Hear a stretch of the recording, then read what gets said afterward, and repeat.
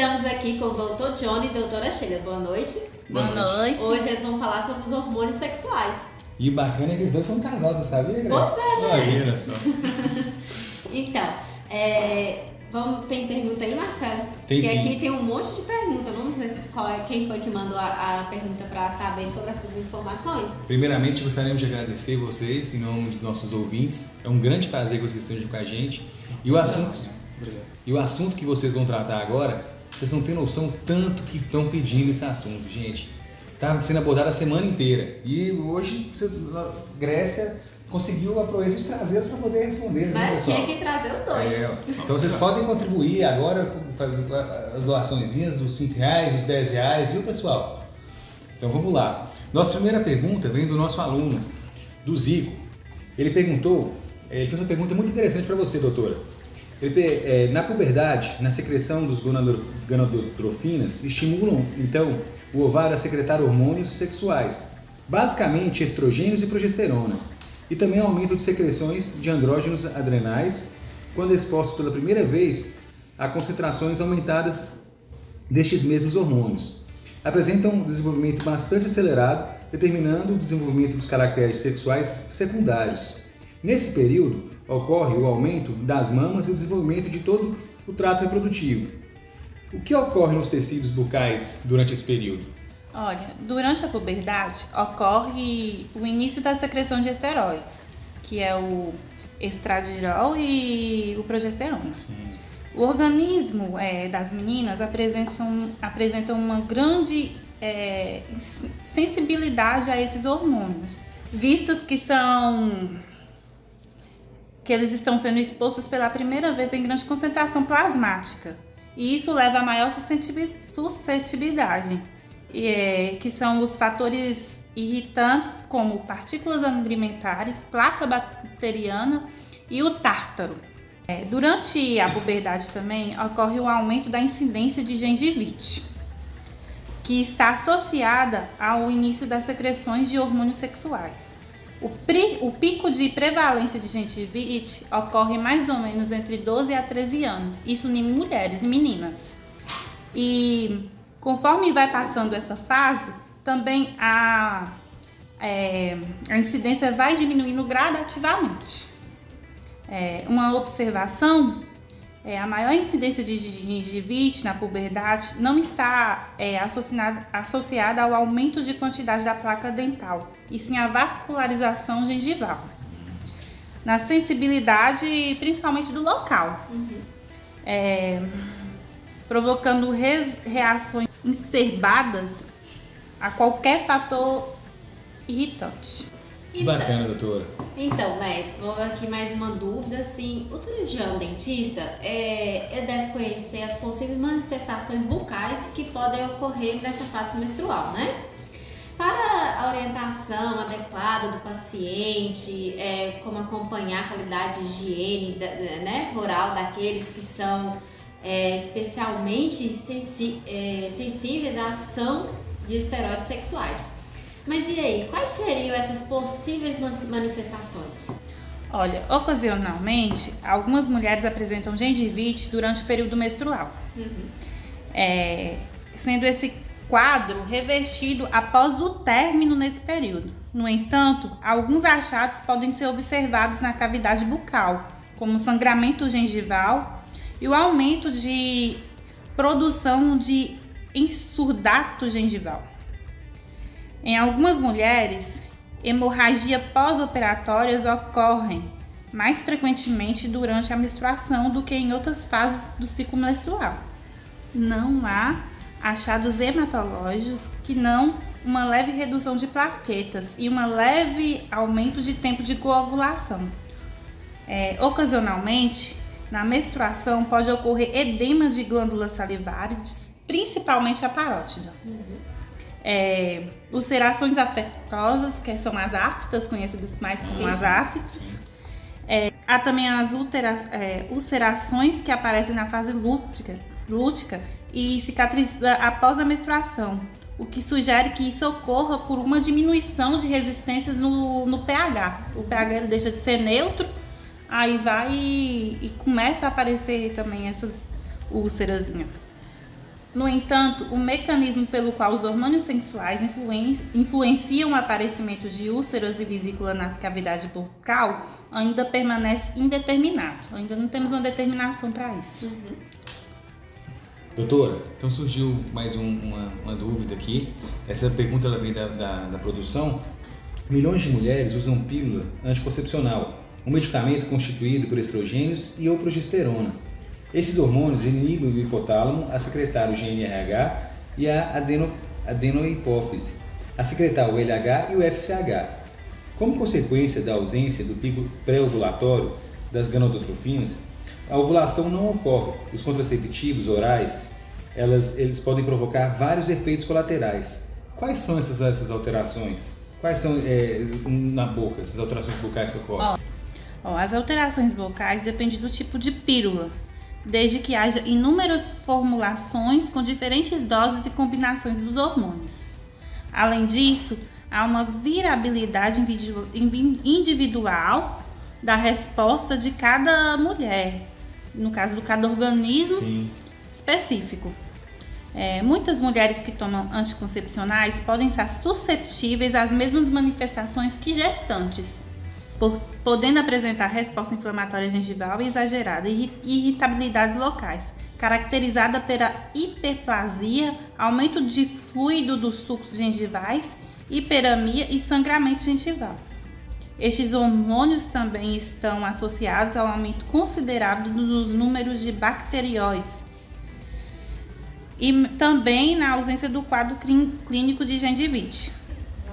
Vários autores encontraram um aumento de 12 a 55 vezes na incidência de bactérias periodontopatogênicas na placa dental de pacientes gestantes ou usando contraconceptivos orais. Parece que altas concentrações de estrogênio e progesterona observadas nessas situações agem como fator de crescimento para essas bactérias. Estamos de volta com a nossa live, nossa Odontocast, hoje que a gente trouxe para vocês especialistas para tratar dos temas que vocês pediram para a gente na semana inteira. Sim. Não é, Grécia? Com certeza. Aqui é assim, né, Grécia? A gente não fica devendo nada. Exatamente. E a gente está aqui porque vocês estão aí. Então senta o dedo no like para fortalecer o canal. A gente está sempre junto com essa força. Legal, pessoal? Tamo junto. Bom, e agora a pergunta para o Dr. Johnny, né? Qual a influência do anticoncepcional com o ligamento periodontal, com tudo isso que a doutora Sheila falou? Complementa um pouco mais para a gente. Certo. Bom, essa é uma pergunta realmente muito interessante, Grécia. E a literatura, na verdade, diverge na resposta. Existem 3 possíveis respostas para essa pergunta. A primeira, alguns autores sugerem que não existe uma influência clara entre a doença periodontal e o uso de contraceptivos. Outros autores já mostram que mulheres que fazem uso de contraceptivo por mais de 6 meses, elas têm a tendência a apresentar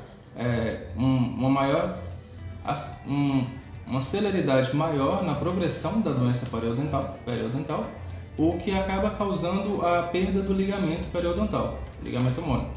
Já outros autores, que seria a terceira resposta, eles dizem que existe sim uma influência do uso de contraceptivo por um período prolongado com o progresso da doença periodontal. Só que, porém, isso não leva à perda dos ligamentos periodontais. Que bacana, Johnny. O nosso internauta mais assíduo, o José Gabriel, acabou de mandar outra pergunta aqui bacana pra gente. Ele pergunta, na verdade ele faz 2 perguntas. Os hormônios sexuais também causam alterações na composição da saliva? E outros possíveis efeitos colaterais causados por esses hormônios, quais seriam? Sim, é uma ótima pergunta também. Sim, José. O uso de anticoncepcional ele causa sim uma alteração na composição da saliva. Principalmente uma perda na proporção de proteínas, de ácido ciálico, frutose, hidrogeniona e dos eletrólitos totais da saliva das mulheres que fazem uso do anticoncepcional, principalmente de forma prolongada. Outras alterações que podem apresentar o famoso e tão temido das mulheres, o melasma, que é o escurecimento das áreas da face. Aquelas manchinhas, né? Isso, essa mesmo. Por que acontece isso? Essa alteração hormonal tão grande, ela acaba gerando uma produção maior de melanina pelos melanócitos. E aí acaba gerando essa o melasma e também pode acabar ocorrendo num melanose gengival, que é o escurecimento também, só que já na gengiva. Que bacana. Marcelo, surgiu uma pergunta aqui de um grande fã nosso do Odontocast, Marcos Macedo. Olha só. Mandou uma perguntinha que a gente vai falar para o doutor. Por que algumas das maiores alterações endócrinas que ocorrem na mulher são observadas durante a gestação? E as alterações provocam algum efeito nos tecidos bucais? Sim, provocam sim alterações.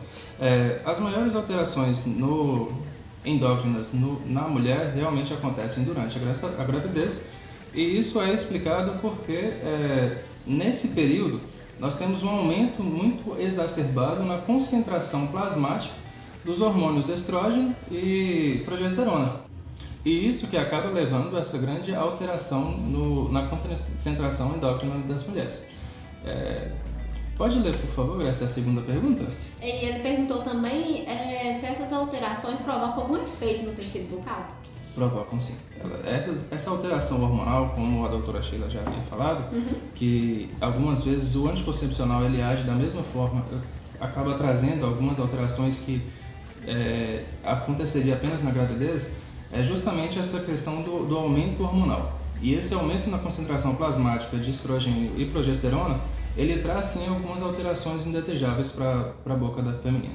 Bem interessante a pergunta do Marcos para o Dr. Johnny aqui, né, Marcelo? Tem mais alguma pergunta aí? Tem sim. Vocês não têm noção do sucesso que vocês estão fazendo aqui, a audiência nossa no programa de hoje.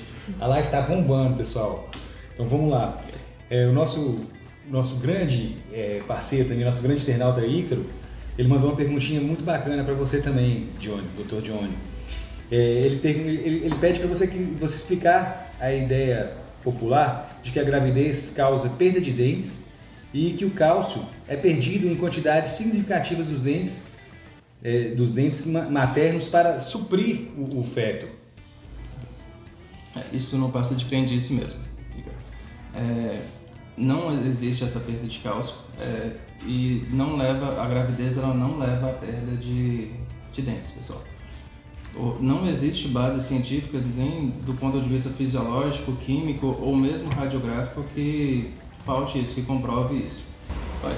Durante a gravidez nós temos sim várias alterações bucais presentes na boca da gestante. Uma das principais que acaba levando à perda de dentes seria a cárie bucal, a cárie dentária. Sim. Só que porém a maior incidência de cárie ela está mais associada, na verdade, a fatores locais, como a falta de higiene, falta de higiene ou a higiene insatisfatória, a questão da erosão ácida, decorrente do refluxo dos enjoos matinais, e também por questão da compressão do estômago pelo útero, o que leva ao refluxo esofágico. Isso acaba aumentando a acidez na boca, o que leva à cárie dentária. Não existe nenhuma relação direta da gravidez com a cárie dentária, são mais quesitos indiretos mesmo.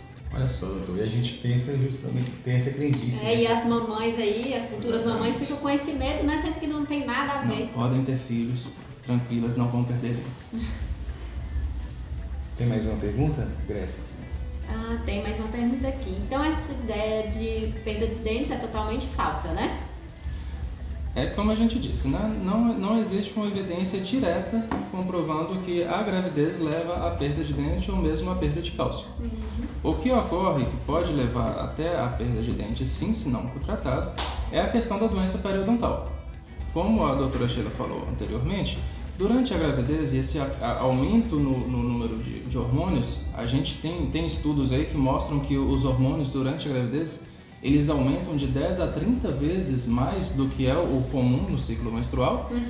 Então, isso acaba gerando, e também relacionado também ao aumento da vascularização e hormonal, acaba gerando uma resposta inflamatória, acaba tornando essa mulher, a grávida, mais suscetível a uma resposta inflamatória, o que acaba pode levar a uma doença periodontal. Esse quesito é amplamente estudado hoje na literatura. Alguns artigos mostram que 50% até 100% das mulheres grávidas entrevistadas apresentam a doença periodontal. E sim, como a gente respondeu lá na primeira pergunta, a doença periodontal, se não tratada, ela pode acabar lesionando alguns ligamentos periodontais, o que pode levar à perda dental. Gente, fantástico. Vocês esclareceram muita coisa pra gente. Nós gostaríamos de te agradecer em nome de todos os nossos participantes, nossos ouvintes e pessoas assíduas que pediram vocês demais aqui nesse programa. Vocês brilharam, gente. Muito obrigado. Muito obrigada, A gente gente. agradece, Até a próxima, pessoal. viu? Muito obrigado e bom trabalho de vocês. Trabalho. Vamos para mais um intervalinho? Vamos mais para mais um intervalo, só tomar água e a gente Já a gente volta com a live, pessoal. Vai vir mais 2 convidados aí.